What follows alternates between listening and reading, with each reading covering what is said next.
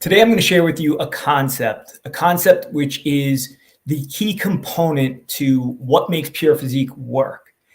This is going to relate specifically to our training. I mean, there is a singular concept which we have built our training around, which really has been the driving force to making it one of the most efficient as well as effective forms of training that you're ever going to find.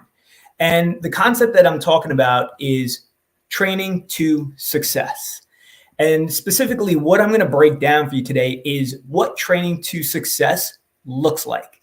So this is something that we have probably spoken about at length for 14 years now, but never have I put it into a visual format so that you could actually see and truly conceptualize what training to success looks like.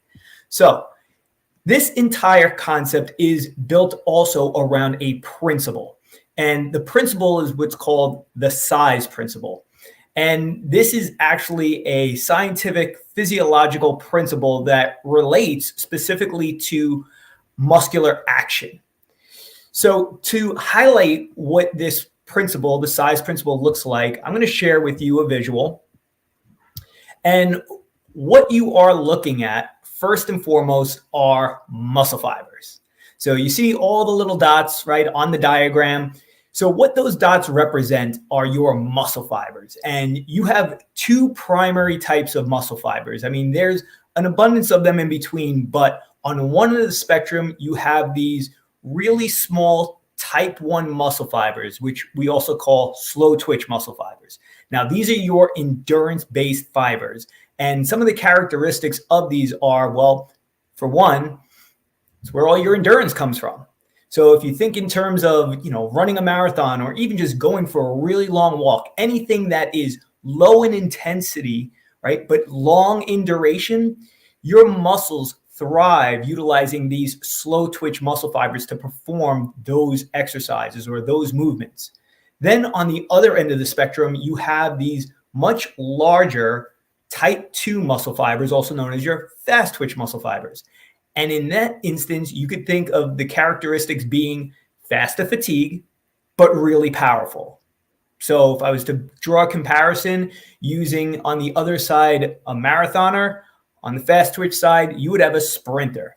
And if you look at the characteristics in terms of physical development between those two sets of people, well, it's pretty evident that on that slow twitch end of the spectrum, that marathon runner is really thin, does not carry a whole lot of muscle tissue, but can go forever.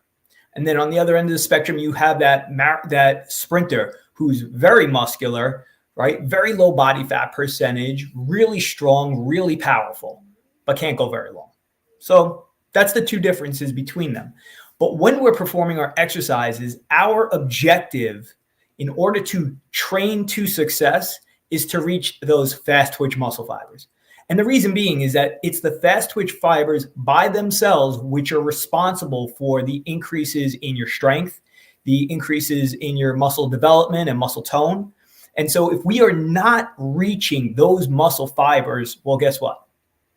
No strength, no improvements in musculature.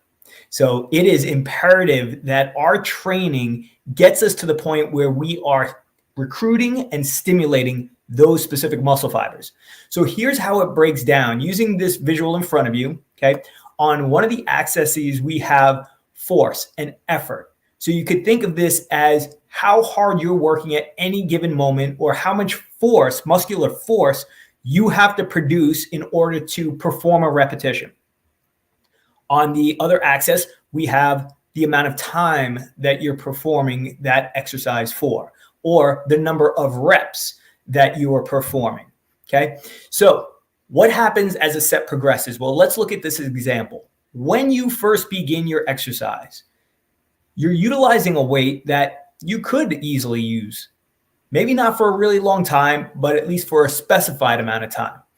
And when we first begin to lift a weight, what happens through our first several repetitions is that we're only tapping into and recruiting those slow twitch muscle fibers. Now, why?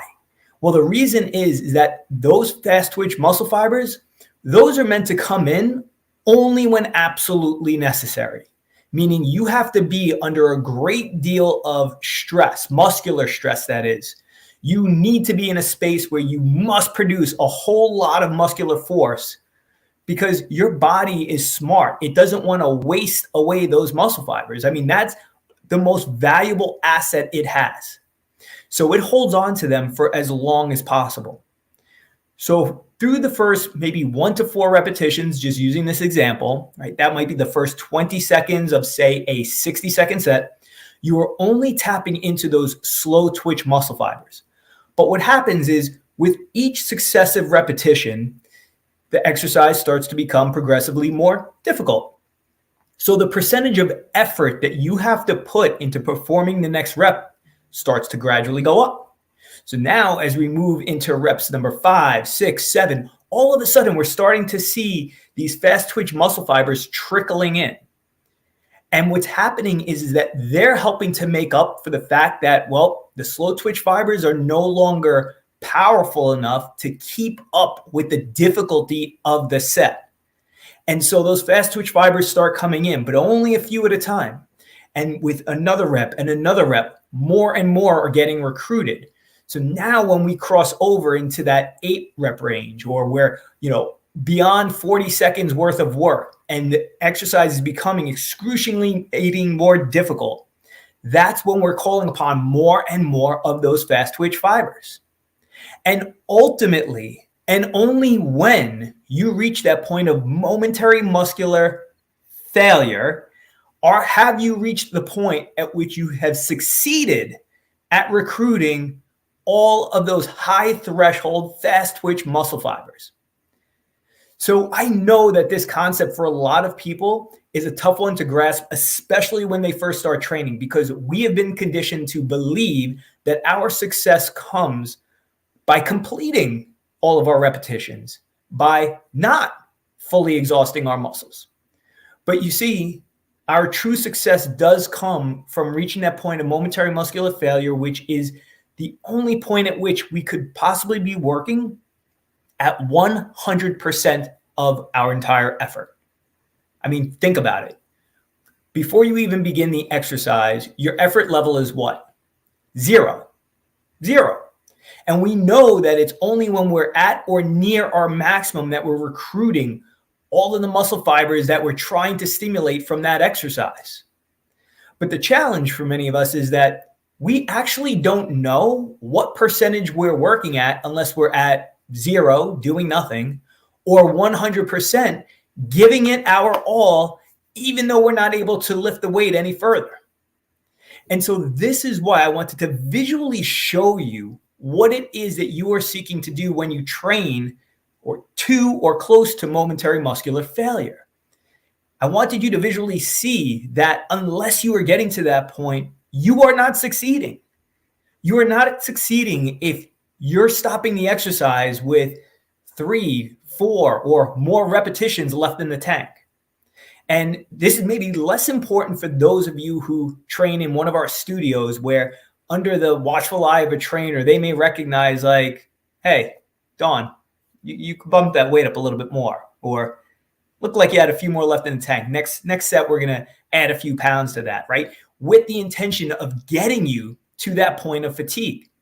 Now, for those of you who train at home or train on your own, but at a gym, well, the situation gets a little dicey because you don't have someone there to hold you accountable. But I want you to see why it is so important not to be fearful of adding that extra weight load. Because only by adding those few extra pounds, those pounds at which you know when you add them, you may not complete the set. You might not make the full 60 seconds. But if you make 50 seconds and reach that point of failure at 53 seconds and then just try to hold on for dear life for the next 7, like that is a true sign of you being absolutely 100% successful in your weight selection and in your execution of that exercise. Now, of course, we always want to play the card in which we are doing our exercise safely, but let's be honest, that's more a function of moving at the proper speeds, at maintaining body position, but it has nothing to do with giving maximum effort at the end of a set with a weight heavy enough to get you to that point. So if you have been falling short up to this point, if you have been allowing your trainer to stand by as you don't reach failure on multiple consecutive exercises, then I'm going to actually put the onus on you. Yes, I know, as professionals, it's our job to keep a watchful eye. It's our job to constantly be pushing you. But let's be honest, especially in our group sessions, our eyes can't be everywhere all at once. And we know that there's times in which, hey, we're human, we make mistakes. Maybe we shortchange you. So use that as an opportunity to be honest with yourself and get to know how much weight you actually could be using or what you should be striving for. Because most of us have probably been falling a little bit short of actually reaching that point of success. Yes, you train hard, and we absolutely applaud that. But it's not just about training hard. It's about getting the most out of every exercise you're performing. Out of as many sets as you possibly can. No, chances are you're not going to reach failure on every single set for, maybe the 12 to 18 that you perform in a workout. There will be some that you don't, and that's okay. But you never want to be really any more than one short, right? One rep shy. The next one I would have gotten stuck on. You never want to be any more than that. And if you're consistently at that point, then feel free to say something to the trainer. Feel free to dial it up a few extra pounds on your own. And especially for those of you who are training on your own at home, be sure that you are weight selecting properly.